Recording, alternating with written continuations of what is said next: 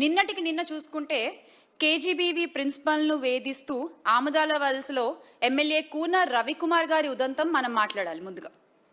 అంటే కూటమి ప్రభుత్వం వచ్చిన నాటి నుండి రాష్ట్రంలో ఇందాక నేను చెప్పినట్టు దళితులు, ఉద్యోగులు, అందులో మహిళా ఉద్యోగుల పట్ల ముఖ్యంగా ఈ ఎమ్మెల్యేలు చేస్తున్న ఒత్తిడి, ఈ ఎమ్మెల్యేలు చేస్తున్న దారుణాలు, బెదిరింపులు, దాష్టికాలు ఒక్కొక్కటి పెరిగిపోతూనే ఉన్నాయి.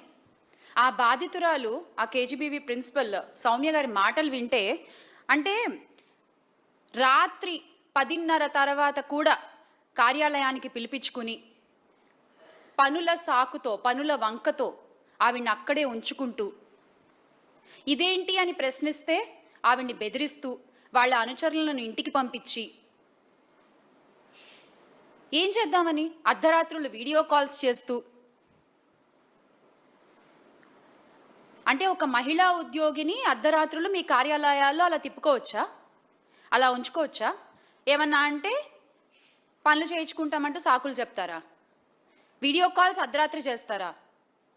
ఏ ప్రభుత్వంలోనూ చూడలేదు మరి ఇలాంటి ఒక పనితనం. కూటమి ప్రభుత్వంలోనే చూస్తున్నాం.